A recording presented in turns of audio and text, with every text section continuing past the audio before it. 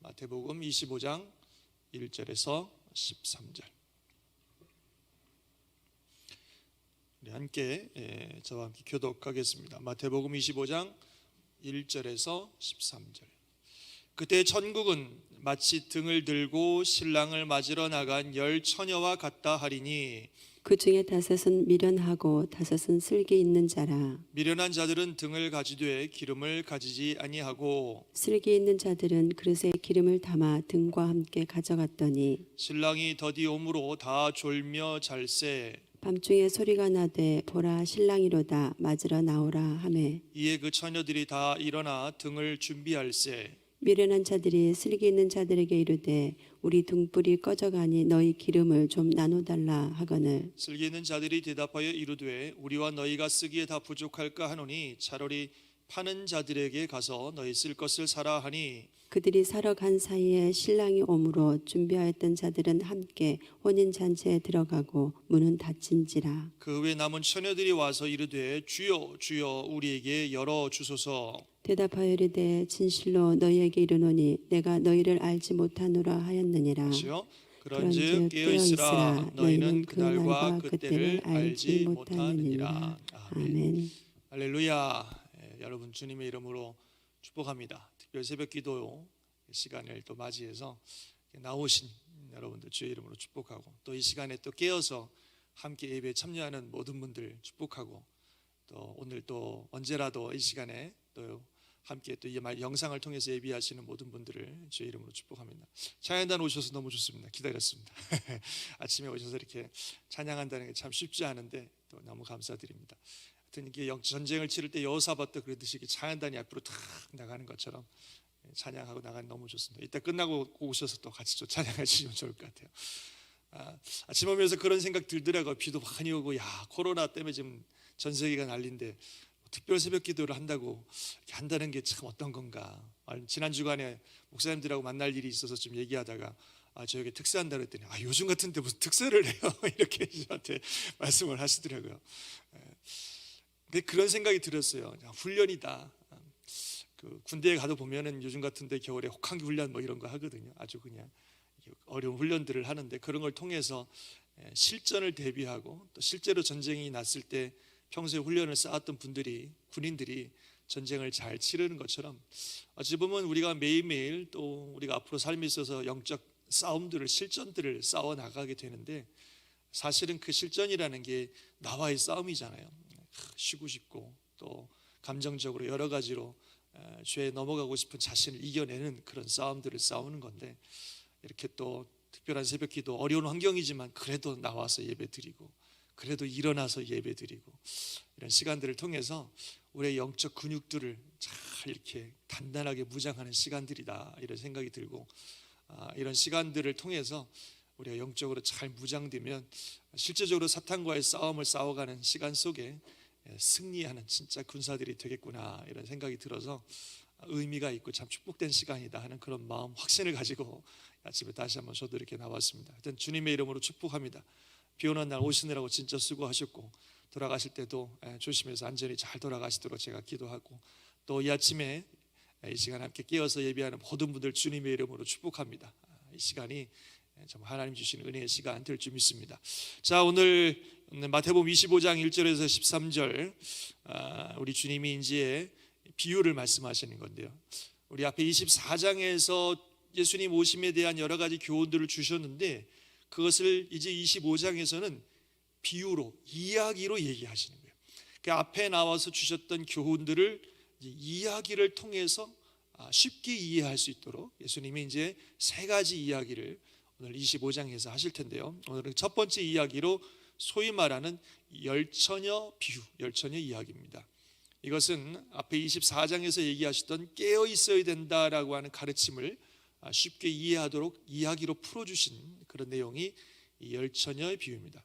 신랑이 있고 신랑을 기다리는 열처녀가 나오는데 이 처녀들은 신부가 아닙니다. 뭐 신랑이 한꺼번에 10명의 처녀와 결혼하는 게 아니라 이 10명의 처녀들은 소위 들러리들입니다. 신랑 신부의 결혼식에 함께 초청받은 신부의 들러리들입니다.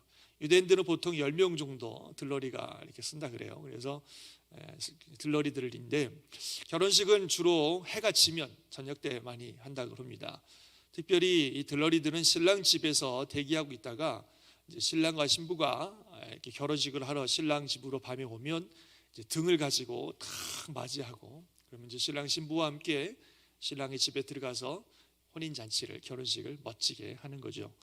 그런데 재미있는 거는 또 신랑 신부가 들어가고 그다음에 들러리들이 다 들어가면 문을 잠궈 버린다 그럽니다. 그 이유가 당시에 강도들이 많아가지고 밤에 이렇게 잔치집에 쳐들어와서 습격하고 이런 일들이 많기 때문에 신랑 신부와 들러리들이 일단 다 들어가면 문을 잠궈 버리고 철저히 출입을 통제하는 그런 관습이 있다 그래요. 그래서 그런 이야기들이, 그런 관습들이 있었기 때문에 예수님이 그 이야기를 가지고 이렇게 말씀을 하고 계시는 겁니다.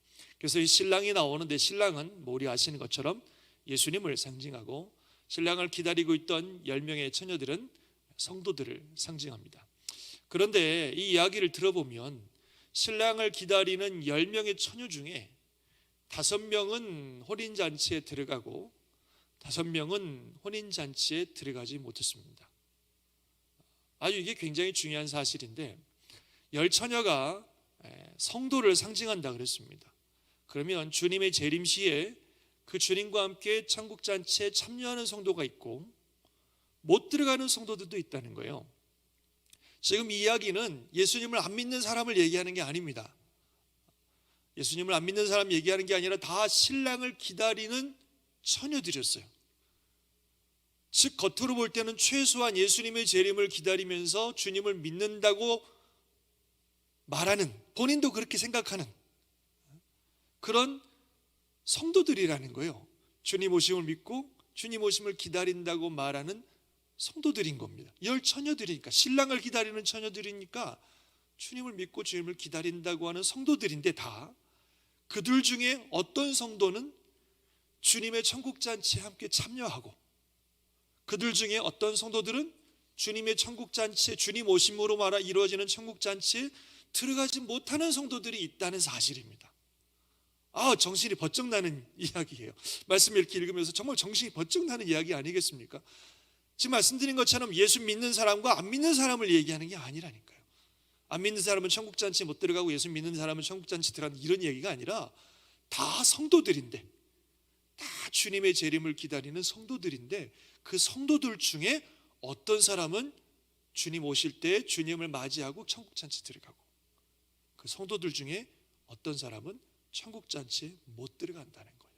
그러니까 우리에게 굉장히 정신이 바짝 나게 하는 그런 이야기가 아닐 수 없습니다. 도대체 무슨 일이 일어난 건지 이야기를 좀 더 살펴보도록 하겠습니다. 10명의 처녀가 신랑을 기다리고 있는데, 예수님 말씀에 그 중에 5명은 슬기 있는 자요 5명은 미련한 자들이라 이렇게 말씀하셨는데, 그 슬기 있는 자와 미련한 자들은 어떤 차이냐? 슬기 있는 자들은 그릇에 기름을 담아 등과 함께 가지고 있던 사람들이고, 미련한 자들은 등은 있는데 기름을 가지고 있지 않은 사람이다, 그렇게 말씀하셨어요. 슬기 있는 자는 등과 기름이 같이 있었고, 미련한 자는 등만 가지고 있었습니다. 여기서 등은 무엇을 말하고 기름은 무엇을 말할까요? 우리가 기름 그러면 성경에서 성령을 상징한다는 거 많이들 들어서 잘 아실 겁니다. 그래서 기름은 성령을 상징한다고 보고요, 등은 성도들의 외형적인 신앙의 모습이다. 우리 성도들이 가지고 있는 외형적인 신앙이에요. 그래서 이 10명의 처녀들은 다 등이 있었어요. 다 겉으로 볼 때는, 외형적으로 볼 때는 성도라고 하는 모습을 가진 사람들이라는 거죠.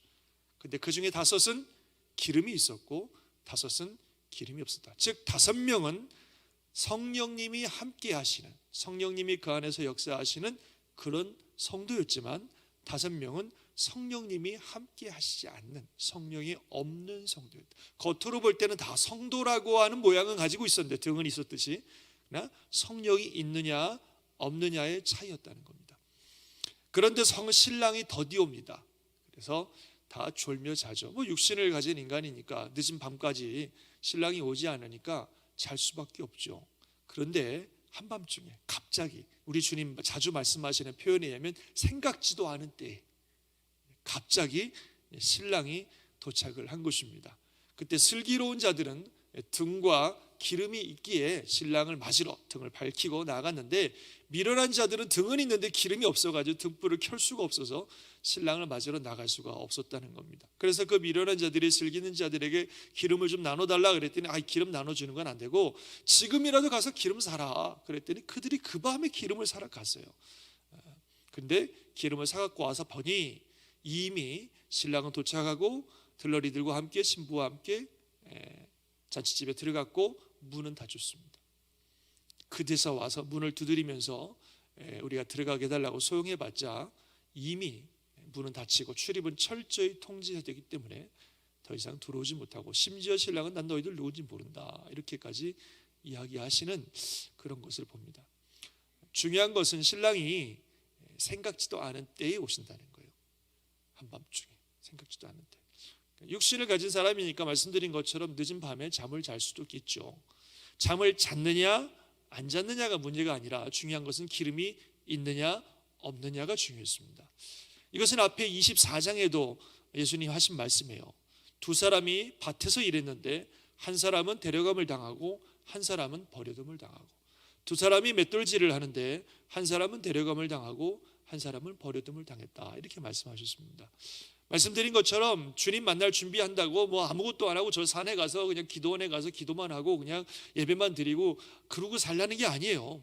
직장 생활도 하고 살림도 하고 밤에 피곤하면 잠도 자고 평범한 일상생활들을 열심히 살아가는 겁니다. 문제는 기름이에요.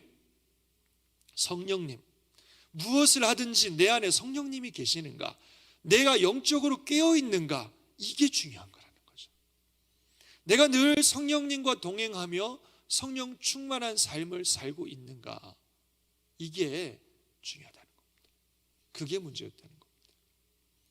기름을 준비한다는 것과 준비하지 않는다는 것이 이게 하루아침에 한순간에 그 순간에만 된 일이겠습니까? 슬기로운 처녀들은 계속해서 기름을 준비하고 있었던 처녀들이 있었는가 하면 기름이 없는데도 전혀 거기에 대해서 컨선을 하지 않는, 기름이 없는데도 전혀 관심도 없는, 신경도 안 쓰는, 그 문제의 심각성조차 생각지도 않는 그런 사람들도 있었다는 거예요. 그렇다고 기름을 살 방법이 없었던 게 아니에요. 심지어는 한밤중에도 가서 기름을 사갖고 올 수 있을 정도로 언제나 기름을 살 수 있는 기회는 항상 열려 있었다는 거죠. 즉 우리가 지금 성령님 안에서 살아가는 이 일이 우리에게는 활짝 열려 있다는 거예요. 은혜가 마음만 먹으면 언제든지 성령님의 역사가 우리와 함께 하실 만큼 활짝 열려 있어요. 왜냐하면 지금이 무슨 때예요? 은혜의 때이기 때문에, 하나님이 그냥 은혜를 부어주시는 때이기 때문에 그렇습니다.